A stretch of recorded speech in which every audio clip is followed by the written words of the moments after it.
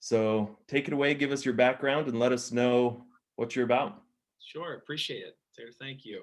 So again, my name's Karl Beckert. Ryan Gray, who's also here on the call, he's my business partner. We're the co-founders of the marketing company Gattaca Media.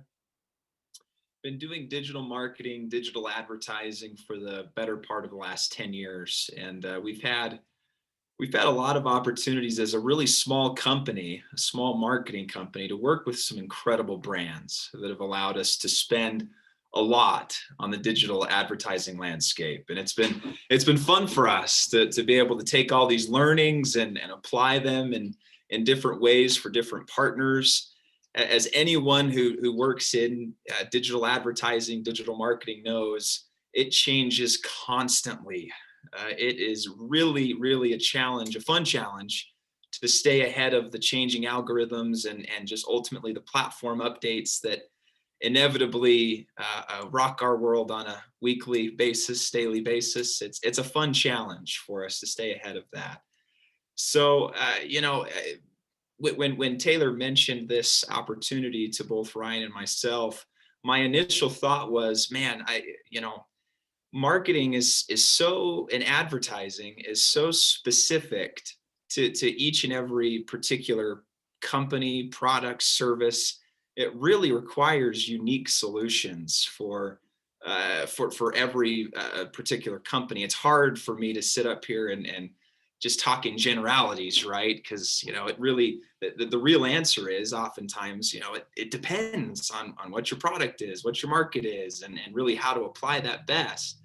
Um, as a general rule, our overall strategy is pretty simple with all of our clients, though. We just try to get the right message to the right people at the right time, and ultimately, if we can do that successfully, we're able to help our partners grow through digital advertising.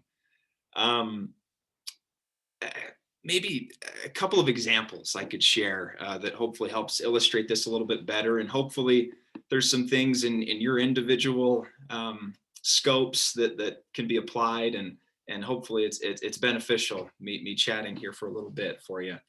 But just some general points that we try to live by as a digital advertising agency. The first is just to keep it simple. We've worked with a lot of groups in the past that really can unnecessarily overcomplicate the process of marketing and the process of advertising. Let me share maybe an example that maybe better illustrates this situation. So it's actually a recent example. We took on a client about 3 or so months ago. They're an e-commerce company, and they specialize in manufacturing and distributing to the consumer directly holiday collection women's t-shirts. They're pretty cool t-shirts. They're cost effective for sure, and they look really nice, and it's a popular brand. But this particular company was having issues with their advertising. Their return on ad spend had been going down significantly over the past several months, based off of some just changes to the advertising space, some updates that Facebook was making that were negatively impacting their return on ad spend. Historically, they had been closer to a 4-to-1 return on ad spend, and after some of these changes, they worked down to closer to a 2-to-1 return on ad spend. So they were in trouble a little bit. They needed some help. So they asked us to help out and to reconfigure the ads, talk about some different creative concepts, and ultimately get them back to that 4-to-1, 5-to-1 return on ad spend. So we took over. We dove in. We got into the trenches and tried to figure things out. And truth be told, we probably went too complicated with things. We really focused extensively on the configurations as well as the creatives, and the performance did improve first and foremost, which was great. Within a month's time, we were able to get them back to the that 5-to-1 return on ad spend, which was great, until the client himself decided, you know what, I'm just going to launch this post that's super simple here on Facebook and Instagram, It just clearly articulates who we are and what we do. And let's just see how it performs. Of course, that post that he just did, that was very simple, outperformed everything that we had done as an agency up to that point by a lot. And it was a great reminder for us as a group, to really make sure that, we don't need to overcomplicate things. If it's the right message to the right people at the right time, the performance, the return on ad spend is going to be helpful. Taylor's asking here in the chat, what were the most effective ways to understand how to reconfigure an ad? That's a great question, Taylor. It really depends on the platform itself.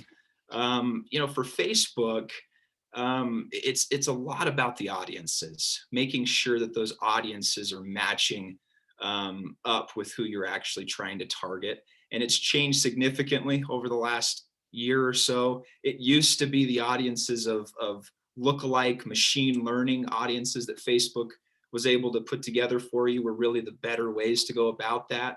Recently, interest audiences have tended to outperform lookalike audiences in a lot of the accounts that we've been working on. So, in a general sense, Taylor, it's really testing combinations of those two and really trying to see from a configuration standpoint, okay, what audiences matched to the right creatives are going to give us the highest return on ad spend. So in a nutshell, really trying to keep it simple there and ultimately delivering that right message. Something else that we've really learned as an agency over the last several years is attribution can be your best friend or your worst enemy, depending on how you go about looking at the data.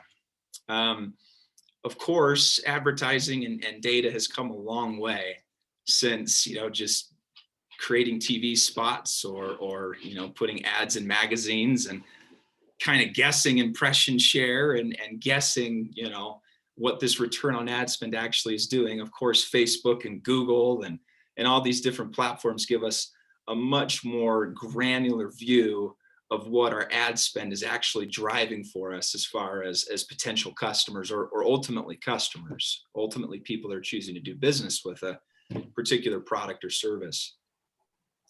That being said, we've run into a lot of issues as a group and worked with a lot of brands that have struggled to understand those numbers altogether.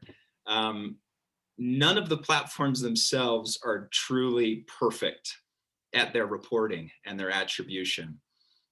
Some platforms tend to over-report depending on the different campaign types, different attribution window types. And especially, I don't know if anyone's familiar with this, maybe you are, maybe you aren't, but there's a huge battle going on right now behind the scenes between Apple and Facebook with this most recent iOS 14 update, where essentially Apple's trying to limit the visibility of the Facebook tracking functionality, making it so that for advertisers in Facebook, they're most likely going to see far less attributed sales to the platform because of changes to the operating system that Apple uses for all those users.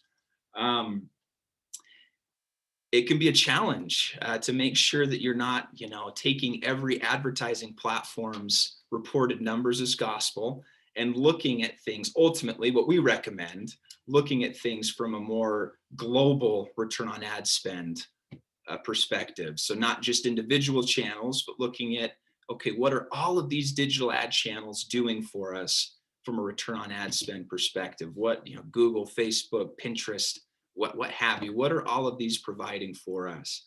And that tends to, when you look at it from a more global perspective, it tends to help make sure that you're making the right marketing decisions. You're not turning off channels too quickly or letting some channels run too long. Maybe an example with a client we've worked with for a number of years, maybe hopefully illustrates this a little bit. We took over with this account. They're a shipping software company, and they were doing a good amount of volume per month. It was about, about 6 million in monthly revenue, give or take. So they were doing fine, but they hadn't really invested in any sort of digital advertising channels, and they really wanted to get more aggressive there. They knew that the market potential was there, and they just needed to be more aggressive. So we took over, and immediately their sales just took off. Within just a few months, they were doing closer to 30 million a month in revenue. It was outstanding. We were super excited for them, over the moon. Everybody was super happy. But then the clients started to really get concerned with what was being attributed in certain of the different platforms. They were really concerned that, for example, YouTube and Facebook were saying a little bit of a higher cost per acquisition for signups for their software service than they would have liked. And they wanted us to turn it off. And we're like, please do not turn these off. We understand that the cost per acquisition is a little bit higher here than what you're hoping, but understand the entire marketing funnel. YouTube, Facebook, these are very top of funnel channels, building brand awareness and ultimately driving those brand new customers to your business. If we turn that off, all of your low-hanging fruit advertising, all the retargeting, Google search ads, Bing search, all of that is going to be negatively impacted. And so we tried again to get them to focus things more so on that global return on ad spend, where they could look at the entire landscape and ultimately try to make the best decisions based off of where the ad spend was in the funnel. Thankfully, they did listen to us, and now they're getting closer to 40 million per month, which was outstanding. We're excited for them. Something else I wanted to bring up real quick. I don't know if any of you have had reps from the individual platforms ever reach out to you to try and help you to optimize the account. Maybe people have, maybe they haven't. But maybe a little bit of context to what the reps are trying to accomplish if and when they do reach out to you or to any marketing groups that you work with, excuse me. And Taylor, how much, I don't want to go over here. Help me on time. If you talk maybe for another 3 or 4 minutes, and then we could jump into some Q&A, I think that would be great. Okay, outstanding, great. So platforms like Facebook reps reaching out, or Google reps reaching out. They do this a lot. They love to reach out to account owners and provide them with recommendations that should be applied in the accounts immediately. They're always in a real big hurry. They want you to apply these things quickly. It's important. We always recommend anyways to our partnerships. It's important to remember how and why they're reaching out to you. They have a very different objective. They don't have, maybe a better way to put it, your best interest in mind at generating the greatest return on your ad spend as possible. What they're really looking to do is help you follow what their engineers have generated as their ultimately best practices. And so we caution people oftentimes to not follow what reps and individual platforms recommend for you to do. Oftentimes, the zig versus zag, you want to do what nobody else is doing. With digital marketing, digital advertising, that tends to work really well. So just as a general note, being careful there with those reps, they can certainly cause some problems in accounts. Taylor, it looks like there's a lot of questions in here. Should I just jump over here and start going through these? Yeah, Perfect. totally. That would be great. And if the people who wrote the questions want to unmute themselves and give any context additionally when Karl's going through them, that's great. Feel free to do that. Okay, it looks like Jonathan doesn't have a mic here. Maybe I'll just read his. He's running digital marketing efforts for a nonprofit adoption agency and children's services that's never spent money on digital ads. They have Google Ads grant running. What would we recommend as an awareness strategy for a nonprofit to grow their awareness in the Utah community? That's a great question. Great question. I think as far as awareness goes, I mean, typically your best channels for awareness are something like Facebook or Instagram or YouTube. That being said, I would wonder with this particular service if actually Google search ads might be the better play. Really creating a robust landing page that has a ton of information about the opportunity, and having some keywords, specific keywords there. I would probably recommend some broad match modified, although that's going away here in a couple of months. So maybe just going with phrase match type keywords that go to this landing page, and ultimately, maybe there's a lead form there. I guess it just depends on the back end of the service. But I would recommend probably something along those lines to drive better brand awareness and ultimately some interest in what's going on. I think that's great. Just to follow up on that, maybe Carl, how would you identify the phrases, like you said, the phrase match types? Like, do you have any rules or a checklist to be able to say, okay, these are the ways you can identify the best phrases or keywords to use when doing that? Absolutely. So I usually start with the keyword planner inside of the Google Ads account, and that can give you a good base to build off of. I usually use that list and then go to googletrends.com and check and see if there's any that are added in Google Trends that might not be showing in Google Keyword Planner for whatever reason. Can also kind of get a gauge better, of what the search volumes might look like. And then I do a last step. I actually start typing some of these phrases into Google myself. And there's a lot of, the autofill, or there's the recommendations at the very bottom of a Google search page that might have some additional keywords and phrases. And then if there are some valuable ones, then I'll add that to the list. And then we'll start. I like to start broad, and then based off performance, go more exact from there. Well, one last follow-up. What budget would you recommend, Carl, for something like this, starting out? Because that's always a question. That's a great question. As a general rule, we try to recommend at least $2,000 in a month's time to see if a particular advertising campaign will work or won't work.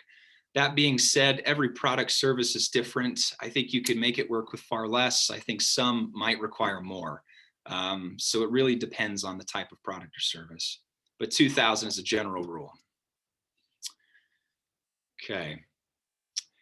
Taylor's asking here, do we have a process for how to identify the right message or content? We do have a process for that. What we like to do is ultimately, when we start with a partnership, we do extensive research into who they are as a brand, who they are as a company, and really figure out what makes them tick. We try not to work with brands or companies that don't ultimately have that already identified. It's really challenging to do marketing if there isn't anything differentiating about a particular product or service. We've seen a lot of groups get ahead of themselves and spend a lot in advertising before they really have an idea of who they are and what makes them different in the marketplace. And ultimately that just leads to bad performance. So working with the brand, identifying what's already, been identified as a differentiating factor. And then if there hasn't been anything, we work with the group to try to come up with that differentiating factor, and then use that to articulate a very succinct message around that ultimately value proposition. That's a great question. Looks like Jonathan Engel. Oh, that was the one from before. Yep. Okay, perfect. You hit my 3 rules as well, so we could jump to Pete's, where he said, what are the best practices for testing, how to segment, how many variants to test, duration, etc.? Yeah, great question. It depends on the platform. I would say, at least on Facebook, we probably give it a little bit less as far as variants are concerned than what we would give Google. The simple reason being, Google's machine learning is a lot better than Facebook's machine learning. Google learns a lot faster and delivers a far better return on ad spend per its own machine learning. Facebook's getting better, but it still isn't what Google is. As far as segmenting, we always recommend segmenting at the ad set or ad group level and doing that per audience type or per keyword type. so that you can identify, okay, what keywords or what audiences are performing with what creatives or ad copies. For Facebook, for ad sets, we typically go 3 to 5 ad sets with the campaign budget optimization setting. Google, it just really just depends.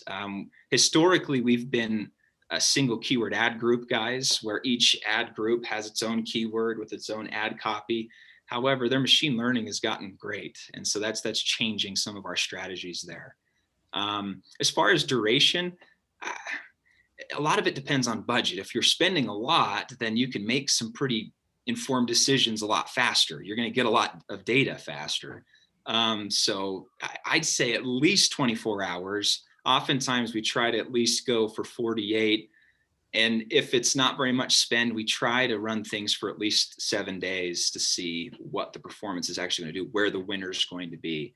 But if you're spending a lot, then yeah, it's a lot faster there for sure. Okay.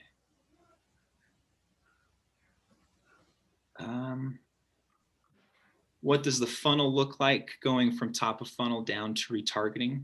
That's a great question too. I don't want to be lame with the answer, but it really just depends on the product or service. I would say if it's a more expensive, more B2B type service, the top of funnel, at least from the marketing perspective, is going to have a lot more steps. There's a lot more awareness and education that would need to happen to get someone comfortable to even considering pulling the trigger on something that's a little bit more expensive. So typically B2C e-commerce, the funnel is pretty quick. They're going to see something that really interests them.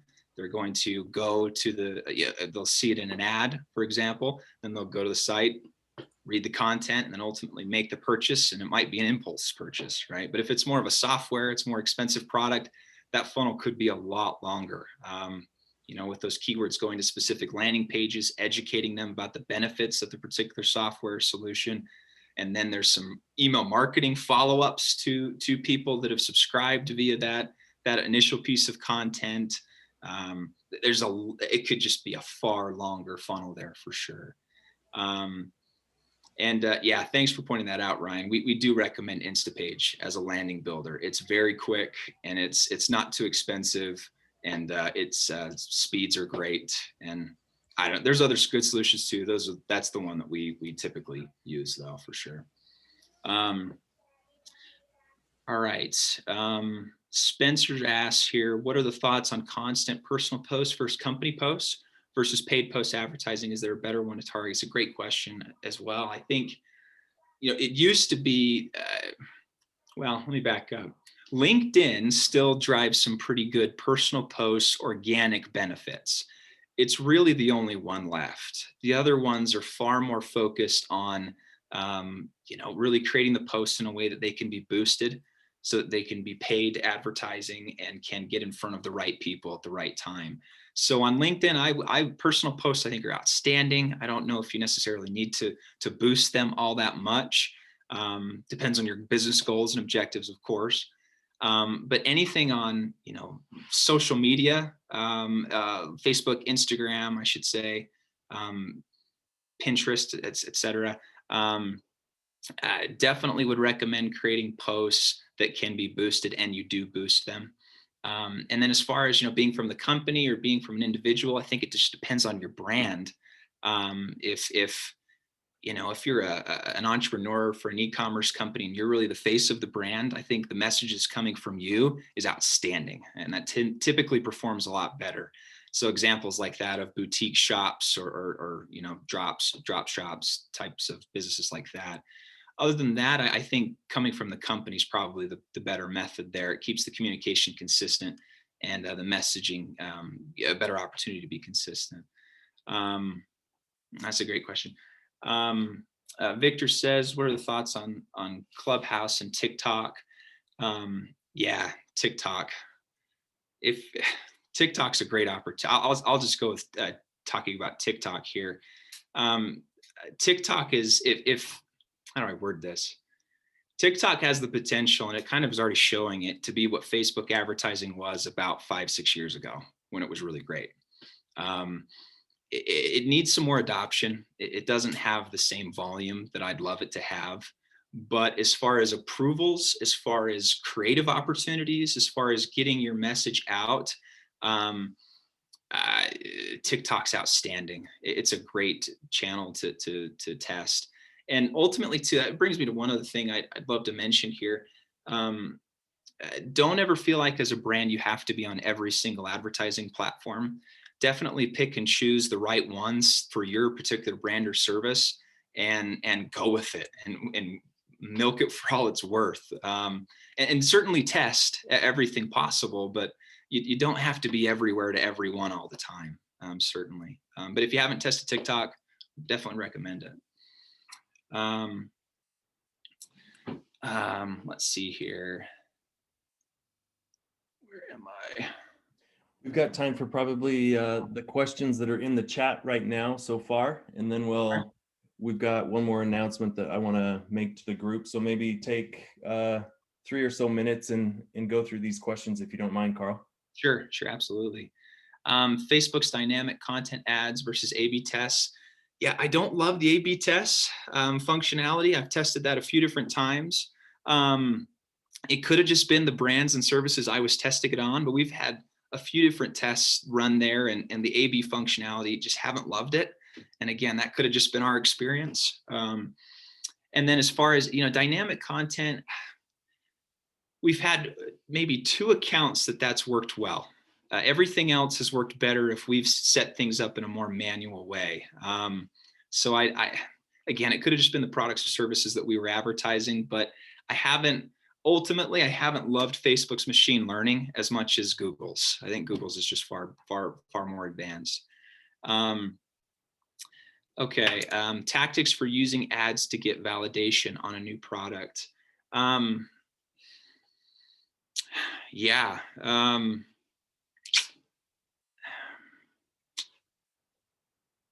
It really depends on what the new product or service is. I mean, as a general rule, setting up some sort of a landing page that can gauge the user's behavior, or maybe asking the right questions in that landing page experience to just understand what people are thinking of a new product or service. There are some cool chat ads as well that might work really well for that type of thing, where you could set up some AI integrations and have kind of a workflow, a communication flow, where they're giving you a bit of information to just get some feedback on a particular product or service. Perhaps that might be something that's helpful there. Let's see here. I've been asked to present at a medical conference about stress and COVID. If you're willing to share what you learned or experienced, please contact me. Great. Let's see. I think we're good. Is there any other questions? Yeah. That's awesome. I would just say to everyone, if you've got additional questions, please reach out to Ryan and Karl, either via LinkedIn, or if you guys want to put your emails in the chat, that could be helpful as well. But this has been really helpful, just in terms of getting your advice on all these things. I do want to take just maybe 2 minutes of everybody's time and actually have Chase Frost from Longship tell us something that I've been twisting his arm and working on with him. And I want to also just basically with Ryan and Karl, this may be a helpful opportunity for you and Gattaca as well. What I've been trying to do with Midday Connect is take some of the presenters that have messages that have resonated really well with the group and create a execution sprint for all the Midday Connect members. So I have a page on the website that kind of explains that, but basically what I'm trying to do is get the presenters to offer a maybe one-to-many experience for the companies that are in the Midday Connect and say, okay, we'll do a 4-week sprint with the intent that there's a deliverable at the end of those 4 weeks that is implemented or executed for the company. So Ryan and Karl, think about that. Chase, if you don't mind telling everybody what I've tried to convince you of doing in your sprint, I think that would be helpful. And I also think what Longship is doing could be very tie really well with what you're doing at Gattaca, Ryan and Karl. Yeah. So first and foremost, he didn't have to twist my arm that hard. I've really wanted to do this with Taylor. Like he's just, I'm a little slow sometimes, but I wanted, like, Karl, you guys are solid. Like the advice you guys gave, I've been in digital marketing space for a long time. I want to, like, kudos you, Taylor, for getting these guys in the group. Like solid advice, solid, solid answers, and none of the fluff that I typically see from most digital marketers. So I appreciate you being like forthright and studly on that. So you guys, I don't know if you guys remember us coming on. We've been on a few different times. We do automation. That's what we do, is we help people design, define, and execute like an awesome client journey. And so what we find is that every business, no matter the model, there's 3 key campaigns. Now we could like stretch and say 4 or 5, but really there's 3 campaigns that every business is going to need to be completely automated. And luckily these 3 campaigns, the structure of the campaign is very similar no matter the business model. That's why we're able to do this in a way where we can sprint and make it a high quality, done with you service, because it's, it doesn't need to be maximally customized. And the first one of that is an indoctrination campaign. This has been something that we've talked about, that's been in direct response marketing for a really long time. Like, how do people know you, like you, and trust you? That's what people want to do, business with people they know, like, and trust. How do we iterate our message to those people, and how do we make it an automated way to make it awesome? Second thing is long-term nurture. For every lead and contact that we have, no matter what, we, like, if they buy or if they don't buy, we need to have a way to stay in front of them for the next 90 days, either get referrals, stay top of mind, or create that long lasting relationship. So when they do think of, oh, I need this service, we're the first person that comes to mind. They may not jump in every email and read every email, but they'll see you in that box, and they'll see those subject lines, and then they'll like, when you'll stay top of mind. Next one is like a cross sell and a down sell. If the first way to try to get them in didn't work, we need to have a second way to try to get them in. So no matter the business model, for us, we do a lot of automation audits, but we also do story brand, so it's like we want to do story brand audit or different things like that. So we have different ways to cross sell to get people into, a lot of times, the exact same service. So what Taylor and I have done is put together these campaigns in a 4-week sprint. Well, first, before we get into campaign structure and implementing those things, we'll have some homework to help you get really clear on messaging and how to talk about it. Because most business owners I talk to really struggle with, like, how do I talk about what I do? Because a lot of people are really good at what they do, but they kind of suck at talking about what they do. So first of all, let's get that in order. So as we write emails and messages in our homework, we have a clear methodology and framework to talk. And then there's 2 different paths, right? So we'll have all these 3 campaigns. We'll get clear on our messaging. And then if you already have like Infusionsoft, Entreport, Active Campaign, or whatever, we have campaign templates that we can give you to build in. If you don't have one, you can, like, we have an Infusionsoft app that we can run it out of and give you an interface for you to push the buttons to start those campaigns. So no matter, we're only doing this for Midday Connect. We're not doing this for anybody else. We're not pushing this out. This is like a one-on-one custom deal for Midday Connect. Usually we sell this for $3,000 or $4,000 of custom implementation and done for you. This is done with you, just for you guys. I think, what do we charge it, Taylor? $1,000? Yeah, and when you say 3,000 or 4,000, I think the last company that you worked with, when I paid for it, was closer to 5,000 or 6,000. Yeah, 7,500. So like, it depends on how custom the implementation is. That came with a couple more outside of the box pieces, but still, I mean, like, it's solid. We can make this happen for everybody. We're confident in the delivery methodology and how we're going to frame up this sprint for you guys. So I'm really excited to finally make it happen. Taylor and I've been working on this for a little bit. It's just, truth be told, I flooded my house the day I was supposed to close escrow and ended up drowning in my own sorrows for like a month. It's like a 30-day recovery process, trying to talk my wife into not leaving me. So I made it. She's still here, still in love, doing the things, recovered. But yeah, Taylor's just done a great job of making sure we make this happen for you guys. Awesome. Thanks, Chase. I appreciate it. There is a little bit more information on the Midday Connect. So Chase has put together kind of an agenda that you can look at, but we're opening up the applications on the webpage there as well. If you want to get into the cohort to go through this 4-week sprint, we don't have a kickoff date yet. We'll do that soon, but I'm really excited that Chase and Longship were willing to kind of give us a steep discount to do that. And it seems to me like what Ryan and Karl were talking about today is what you would want to do also to fill this funnel that Chase is going to build the automation for. So I really like the juxtaposition there. Can I ask a question, Taylor, on that? Yeah. Is this an individual benefit, or if for like my company, I put 2 of my people on it, is it sort of like a group benefit where they can work together on it with It's a per company piece. Is how I our see it. company? Yeah, Cool. company, like if you have 2 executors in your company or 2 people who want to work on the project, it's per company. Like that doesn't Cool. matter to me if you have 2 people or 1. They'll be working they'll be asking the same questions, working together. I'm not worried about that at all. Awesome. Thanks. Awesome. Thanks everybody for being part of the Midday Connect. It's fun. I'm trying to make it a little bit more legit with a website. So check out the website and let me know if you have any questions or comments or how we could make this better. I'm totally open to creating more value to all of the members. That's why we're doing this. So look forward to seeing you next week. We've got a good lineup for February. I'm booking out speakers into March as well. So pretty excited about what's coming in February. And if you have friends that you think would benefit from our discussions, please invite them. Until then, we'll see you next Tuesday. Thanks all. See you later. Thanks. Thanks so much.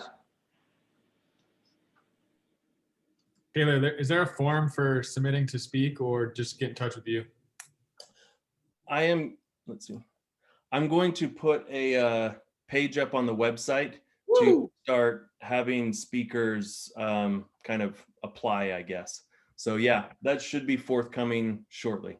Cool. Good luck. Thanks, Taylor. Thanks all.